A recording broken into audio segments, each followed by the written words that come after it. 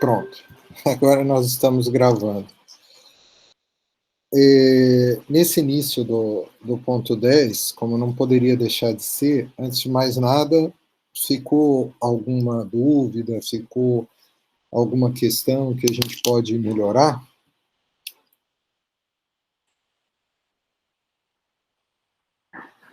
Alguém gostaria de perguntar alguma coisa? Vou adiante.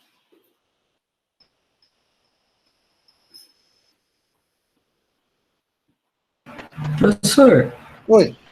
perdão, licença. O senhor pode fazer tipo um breve resumo do comecinho do ponto 10 de novo?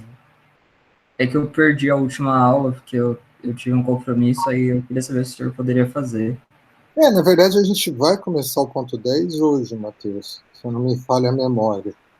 Nós Ah, não. não... Tá bom, então. Obrigado. Tranquilo. O pé ficou bom? Como é que foi a cirurgia do dedo? Não, tá bom, só não posso andar ainda, mas tá bom. Mas não pode mesmo. O governador decretou que nós estamos todos em lockdown. Você está querendo andar para quê? Fica quieto aí, Verdade. Eu tô fazendo bem pra sociedade. não é? Então, bom, é bom saber que está tudo certo. Eu não gosto de cirurgia, não. Assim, não é que eu não gosto de cirurgia, mas eu tenho medo de cirurgia. Como já passou a sua, você não precisa estar com medo de nada. Vamos então, meninos e meninas, nós na última aula, a gente discutiu as atividades do ponto 9. Aí, Matheus, você que perdeu a discussão, e os demais que gostariam de rever, eu vou ver se aproveito o feriado de sexta-feira e encontro os vídeos e os organizo lá na pasta para vocês. Nessas discussões das atividades, o que eu foco, né, a minha preocupação, é perceber o esforço de cada um para resolver. Isso é mais importante até do que acertar a atividade, sabe? Muitas vezes a gente fica muito preocupado em acertar e perde a oportunidade de refletir sobre a própria atividade. Então, onde deve estar o olhar de vocês? Em buscar entender o que está sendo perguntado e responder conforme entendeu, né? É essa a preocupação. Agora, no ponto 10, o que a gente faz é o seguinte. Primeiro, como chegamos até aqui? Então, como todos ainda devem lembrar, nós dividimos o nosso estudo em vários problemas, né? Existe um grande problema que é a reflexão sobre os conceitos fundamentais do direito. Esse é o curso de introdução ao estudo do direito, né? Agora, o próprio curso de introdução, ele se subdividiu em problemas. A gente começou com uma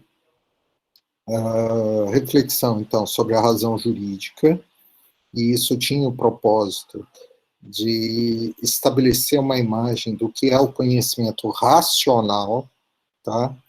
Partimos daí para o conceito, então, de filosofia, ciência do direito, sociologia. Essas foram as primeiras aulas, né? E fixados esses três conceitos, filosofia, ciência e sociologia, nós tivemos um momento para discutir a relação direito e moral, depois a autoridade do direito, o tema da sanção, da coação e da coerção. Aí terminou o primeiro bimestre. No segundo bimestre, nós estudamos as fontes do direito, e aí veio o conceito de lei, costume, jurisprudência, princípios gerais do direito, poder negocial, as 5 fontes reconhecidas pelo direito brasileiro. E agora, no terceiro bimestre, a gente começou, então, falando da relação jurídica. O último ponto, o 9, nós discutimos os elementos de um ordenamento, então, a explicação sistêmica do direito. E, feito isso, a gente tratou dos principais conceitos que definem o direito enquanto ciência, enquanto objeto de estudo. Tá? O que a gente começa agora no ponto 10? A gente começa agora a falar da aplicação do direito. Né? A aplicação do direito parte do que a gente já sabe sobre o que é o direito, né? Como esse se encontra organizado. Então, partindo daí, nós vamos refletir sobre como o direito é aplicado. E é isso que a gente começa hoje, tá? Pois bem, então, vamos compartilhar a tela.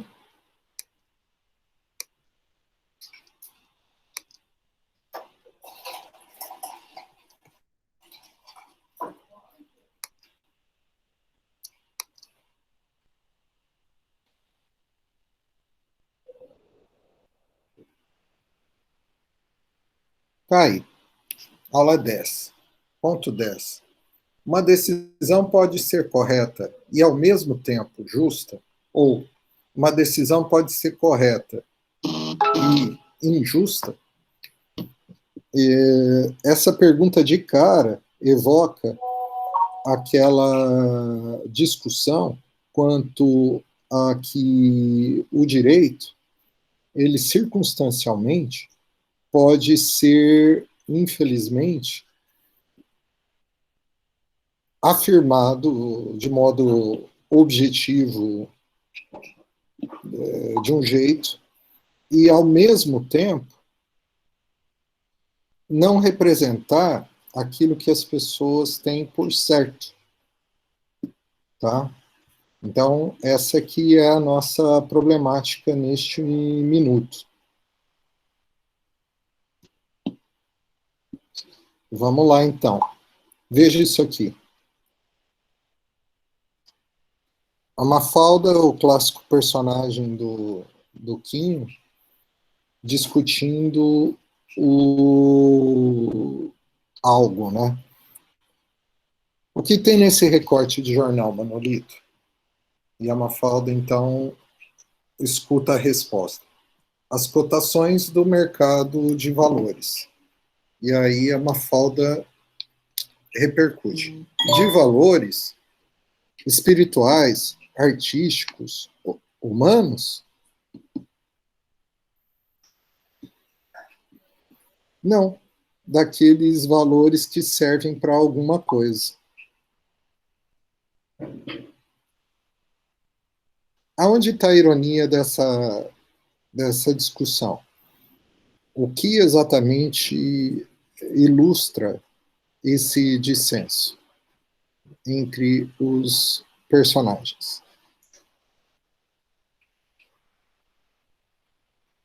Então vamos voltar lá.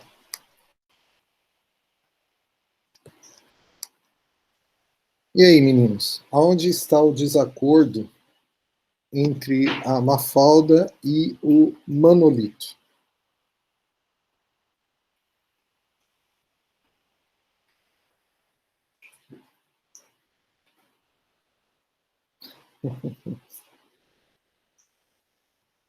Então, a Maiara interpretou que os valores fora do dinheiro não serviriam para nada.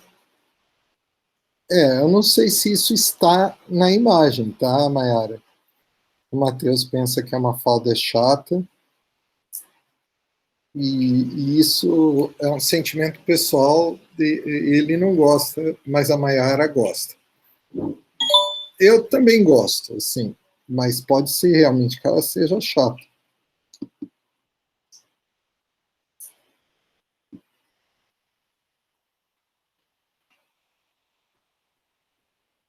O Manolito entendeu que valores, no geral, era a cotação de bolsas, e ela já levou para um lado subjetivo.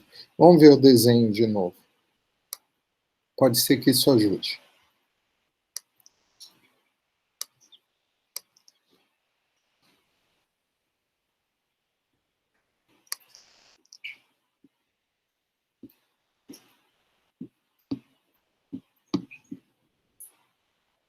Então, aqui está compartilhando. Agora é melhor diminuir a tela, né? Apertei o botão errado. Agora sim. Vamos diminuir essa tela também. Porque aí eu consigo ver vocês e a Mafalda ao mesmo tempo. A gente pode conversar melhor.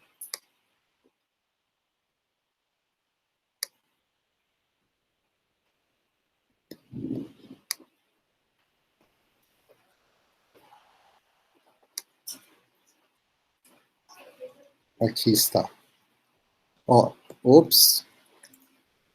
Então, a gente percebe de cara que quem está falando que os valores morais, espirituais e artísticos não servem para nada é o Manolito, não foi a Mafalda, né?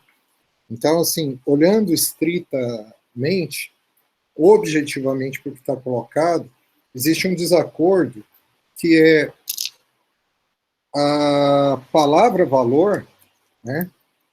A palavra valor comporta mais de um significado simultaneamente, né? A palavra valor comporta mais de um significado. E aí, valor pode ser algo objetivo,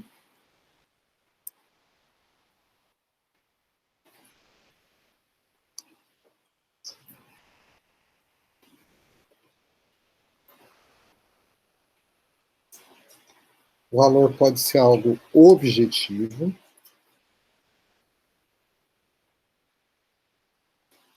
mas também pode ser algo subjetivo. Enfim, valor é o que vale em importância. E dependendo da tua compreensão das coisas, o que tem importância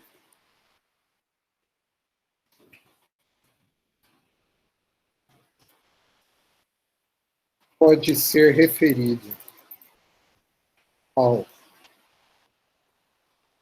econômico e também pode ser referido ao, assim, ao subjetivo, né? São usos possíveis para o termo. Um faz uso do termo de um jeito e o outro faz uso do termo de outro jeito. Ok? Certo?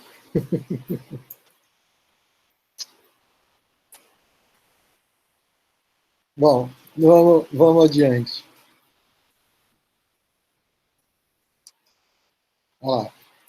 Mafalda e Manolito conversam sobre valores em sentidos distintos.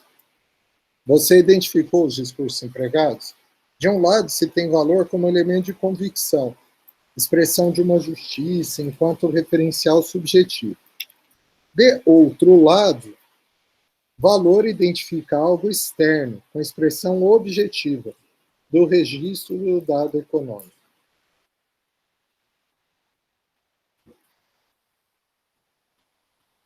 Então, a tirinha da Mafalda separou os valores com aspecto objetivo dos valores em termos subjetivos. Aqui já vamos por uma vírgula. Nesta linha, se identifica que um único conceito pode assumir um ou outro significado conforme a argumentação, conforme os discursos empregados. Ok? Agora, vamos entender isso num problema da nossa prática. Considere o texto presente no artigo 5º da Constituição. Isso está lá no artigo 5º. Todos são iguais perante a lei, sem distinção de qualquer natureza, garantindo-se aos brasileiros e aos estrangeiros residentes no país a inviolabilidade do direito à vida, à liberdade, à igualdade, à segurança e à propriedade, nos termos seguintes. À vista do texto constitucional, eu pergunto: a proteção jurídica aos direitos do estrangeiro depende de que o mesmo comprove ser residente no país? Sim ou não? Escreva aí no chat, abra o microfone. Por quê? Como você explica a sua resposta? Vamos lá.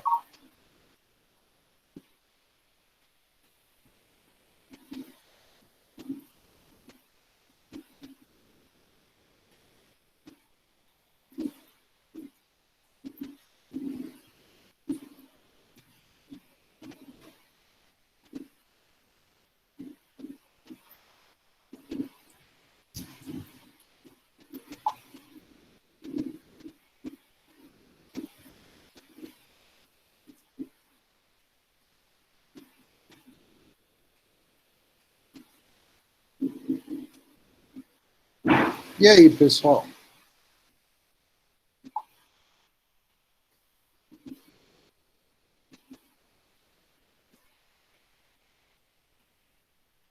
Mas você viu ali, Matheus, que o texto só define a proteção.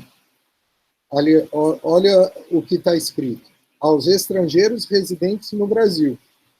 É isso que está escrito. Então, você, que é um grande defensor da objetividade do direito, está assumindo uma interpretação que não é exatamente a que está no texto. Fiquei confuso agora, Matheus.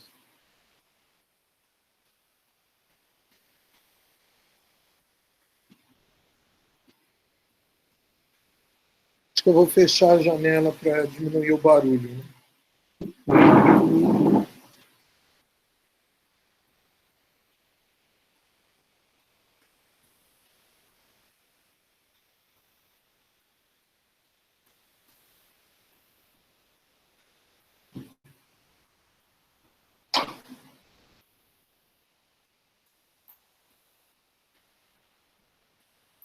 A chuva é ótima, mas é barulhento. E aí, só o Matheus vai se posicionar sobre a questão?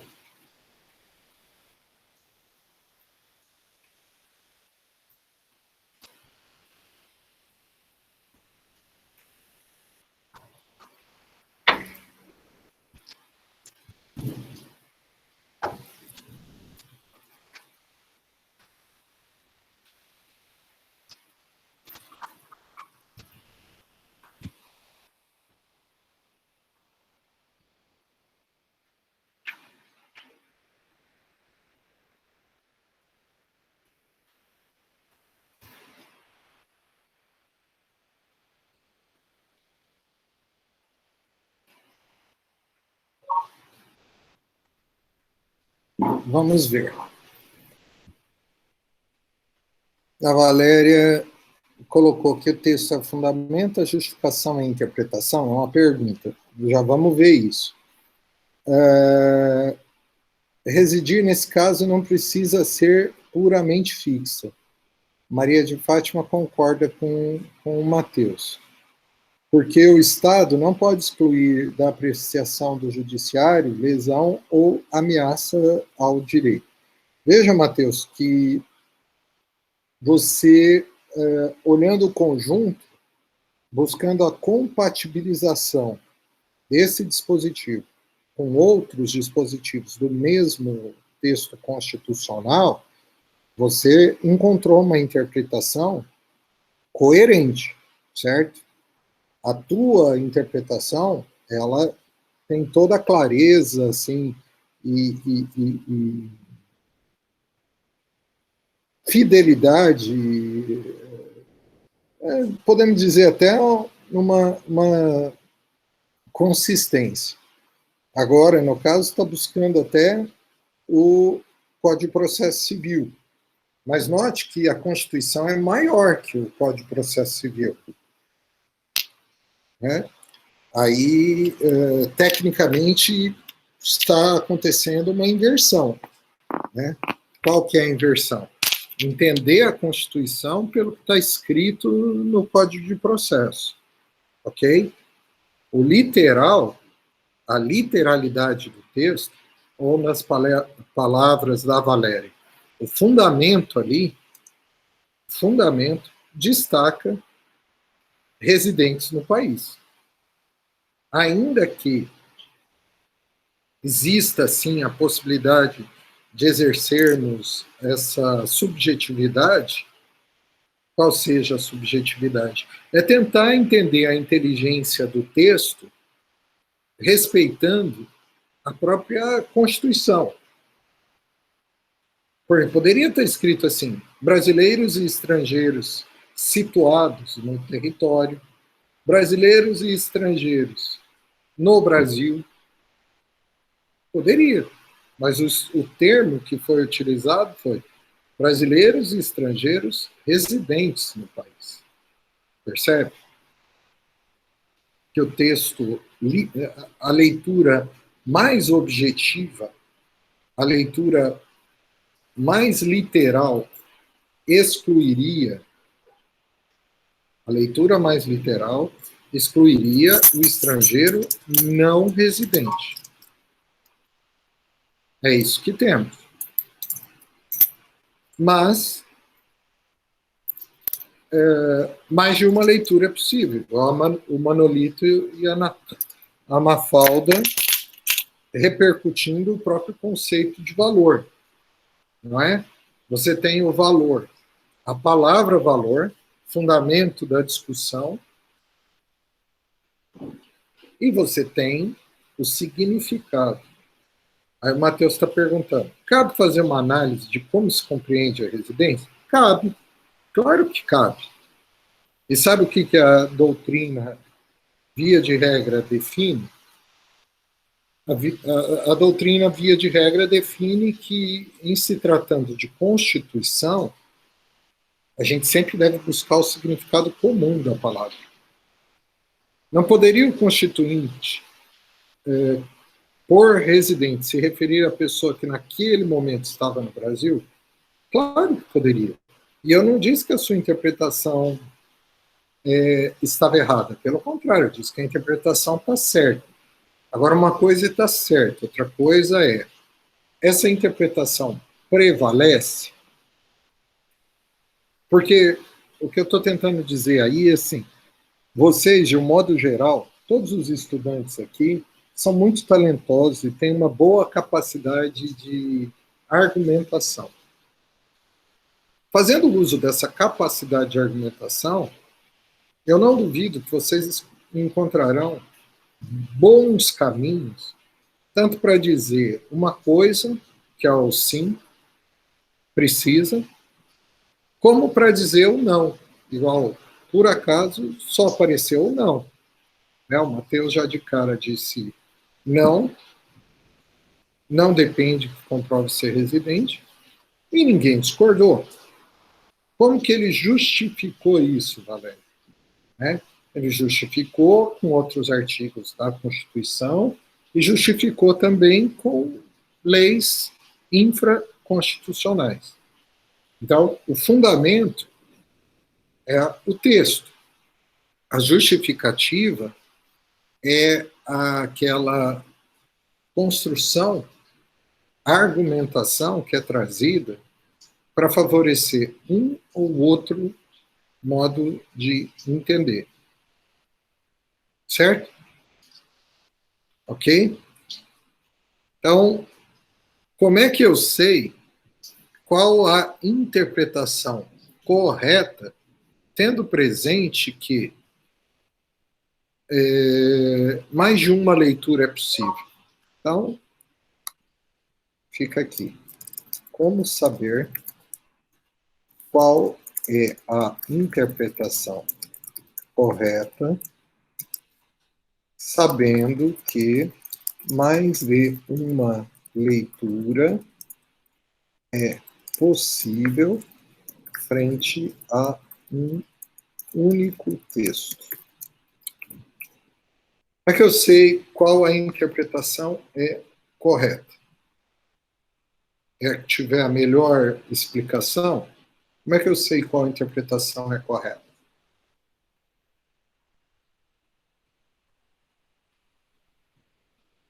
Ou não existe interpretação correta?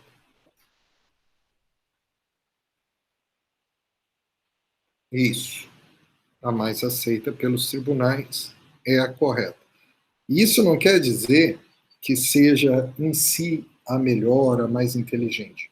Só quer dizer que é a mais aceita pelos tribunais. Ok?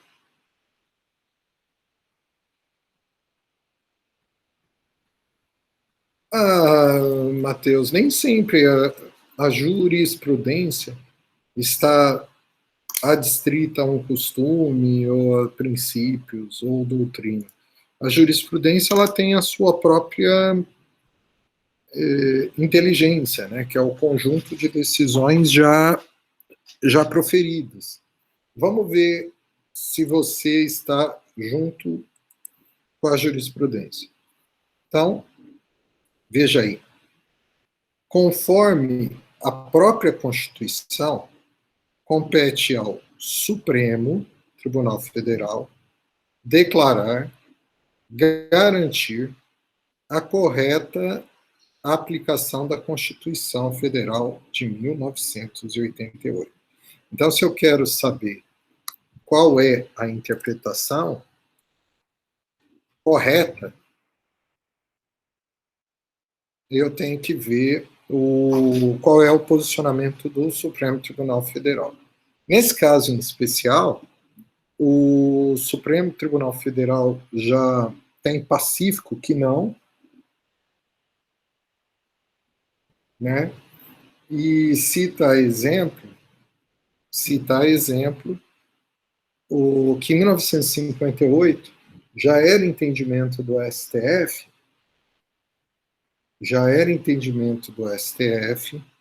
que a aplicação dos direitos fundamentais alcança inclusive os estrangeiros.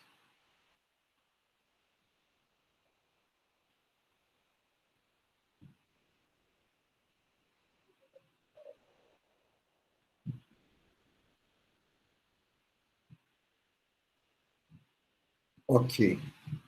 Então, vamos lá. Beleza? Está entendido isso?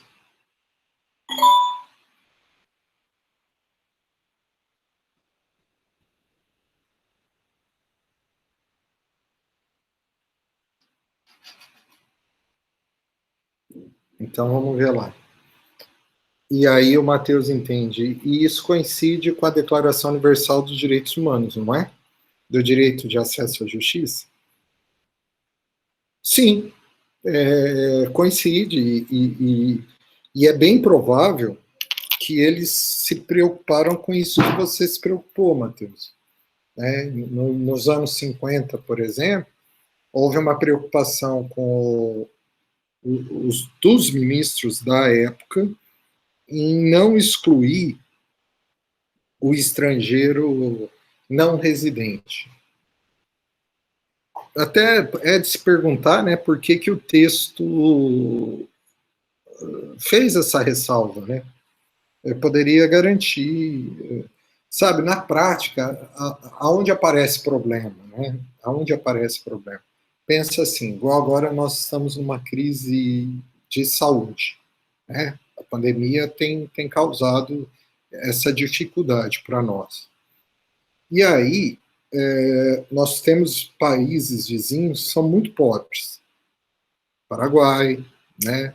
A própria Argentina não tem o sistema de saúde que a gente tem, a Bolívia não tem, a Colômbia não tem, Venezuela nem se fala, né?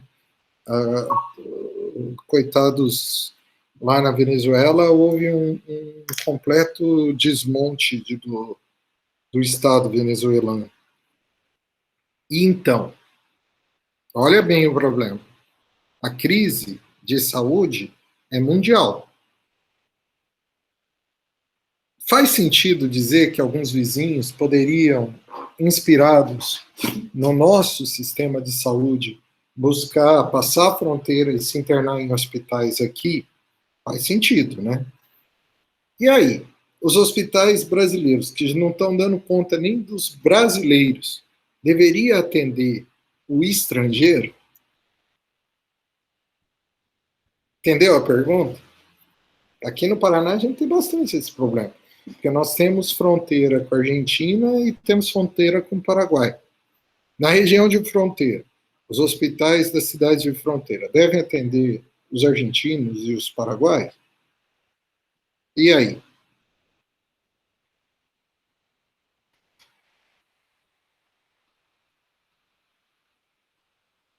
Maiara, Valéria, cadê o pessoal? Maria de Fátima, Pamela. E agora? O que a gente faz?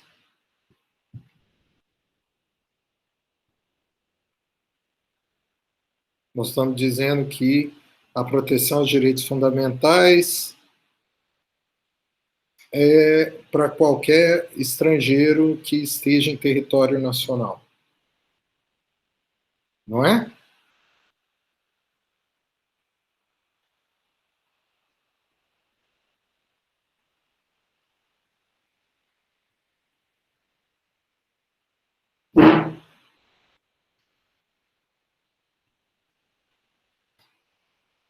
Pois é.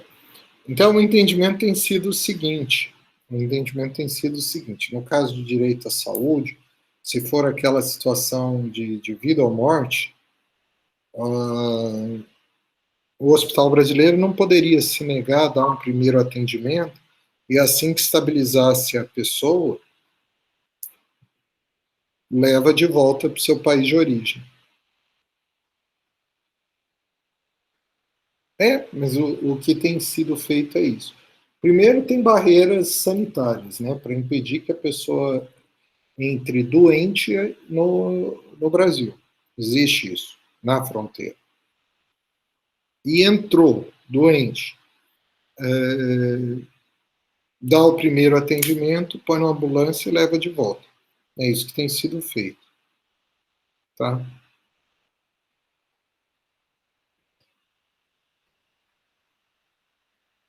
Ok? Então, vamos à frente.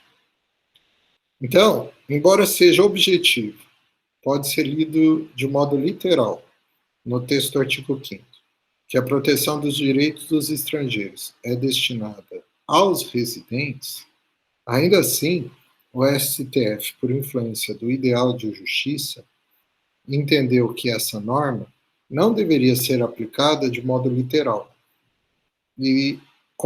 mas com o propósito de realizar o princípio da dignidade da pessoa humana.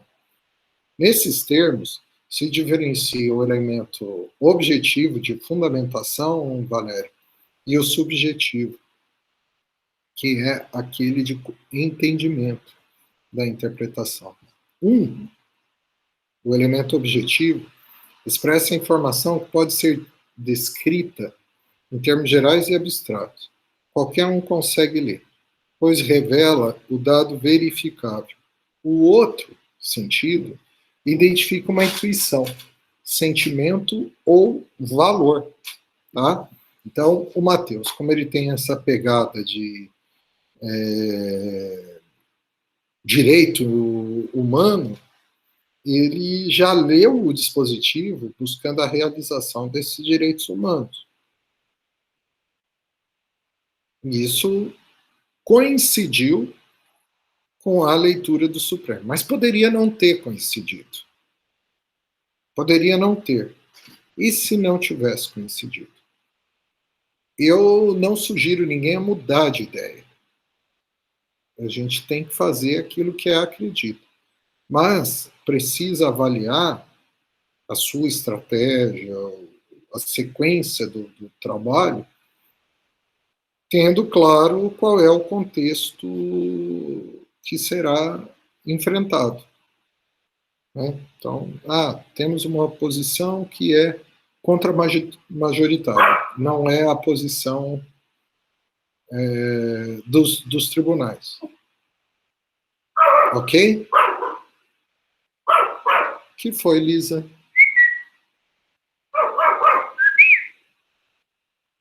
A Lisa está brava com alguma coisa.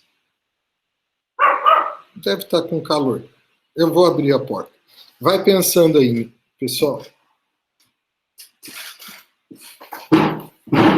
Vou abrir a porta, vai ficar mais fresquinho. A chuva diminuir. Ó. Vem cá, deixa que eu solte. Quer um colinho? Vem, colinho.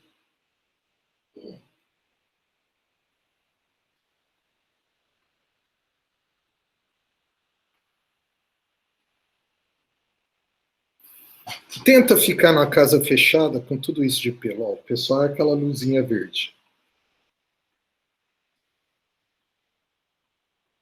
O Matheus acredita que seja uma leitura objetiva.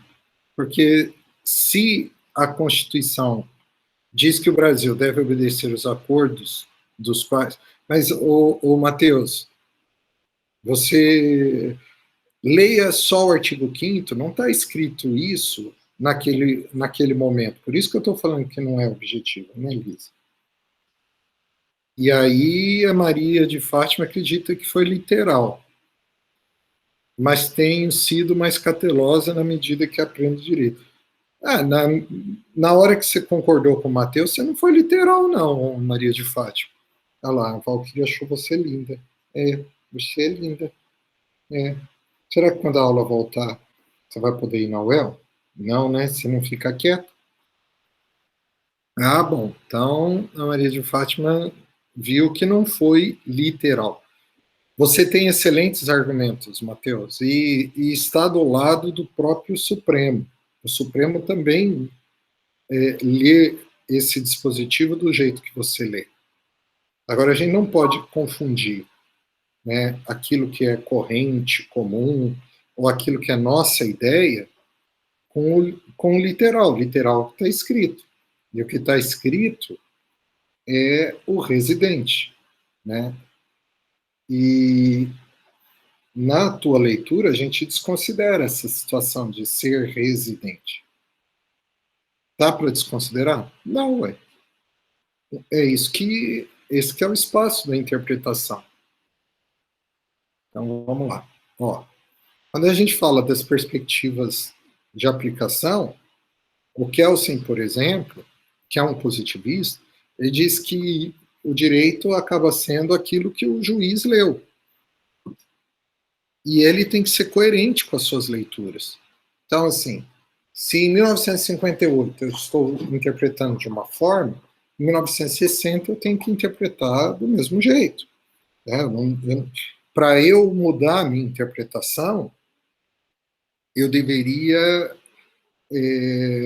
ter uma mudança social ou mesmo uma mudança no próprio texto. Já o Ronald Dworkin, que está na outra ponta ali da visão integral, ele entende que a interpretação deve olhar o conjunto como um todo, e não a norma ali colocada, né? Porque, de um lado, né, a interpretação no estilo do Kelsen, que é a formalista, ó. Interpretar é uma atividade de tipo cognitivo, verificar o significado objetivo dos textos e a intenção dos seus autores.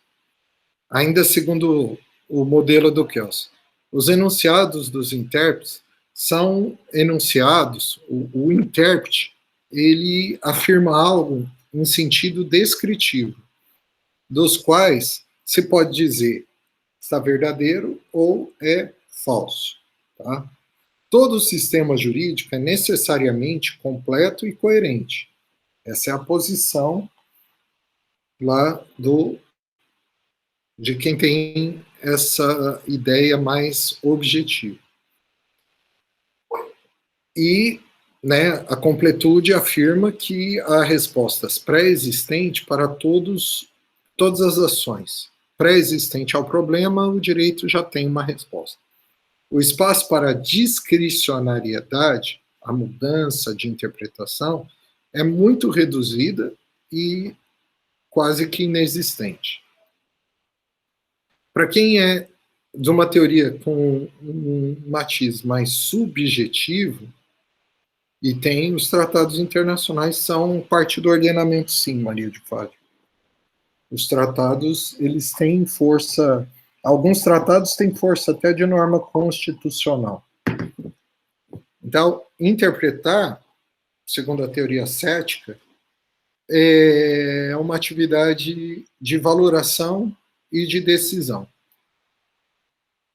Não existe, assim, algo como o significado próprio da palavra, igual residente, né? Lembra? Mateus esclarecendo, assim, que residente pode ser entendido de um jeito ou de outro. Então, quer dizer, pode mesmo, segundo a teoria cética, não há um significado definitivo de residente, já que uma mesma palavra pode ter o que lhe incorpora o emitente ou mesmo o ouvinte. As afirmações não são verdadeiras ou falsas, elas são justificadas. Tá? As diversas interpretações terminam por depender das posturas valorativas dos intérpretes. Frente a uma lacuna, os juízes criam um direito novo, a exemplo do que fazem os legisladores.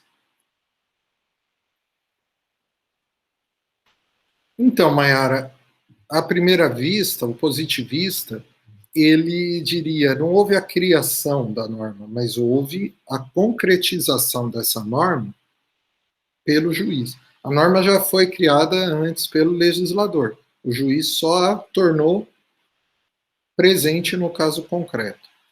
Tá?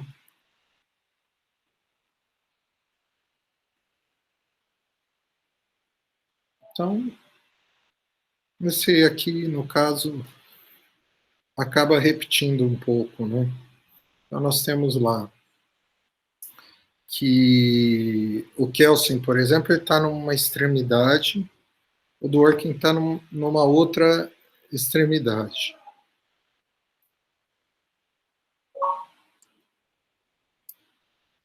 Afinal, a aplicação do direito é um trabalho racional? Se sim, em que consiste essa racionalidade, né? essa estruturação, o que nega essa racionalidade? Ok? Vale revisar o conceito de razão que a gente desenvolveu no início do curso, vale revisar isso, e a partir daí tentar responder essa pergunta. Vamos ver. Esse problema nós vamos resolver amanhã.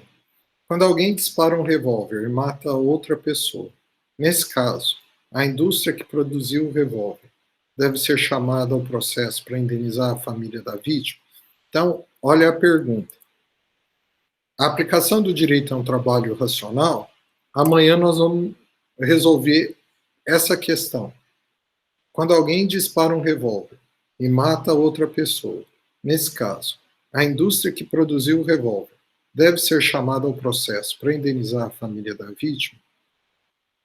Veja isso aí e a gente para agora por aqui. Não vai dar tempo de desenvolver tudo que essa pergunta sugere.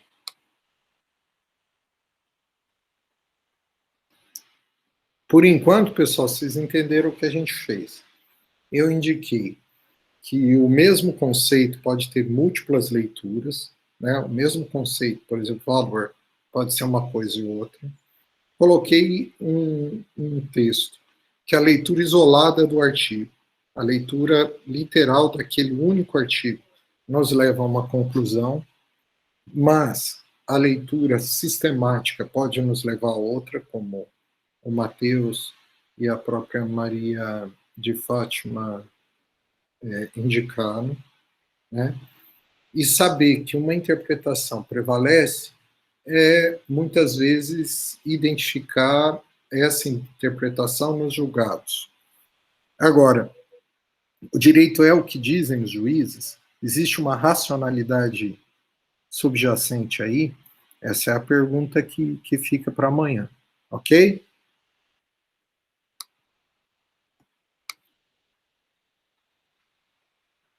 E aí, essa gravação será salva no Google Drive do Luiz Francisco.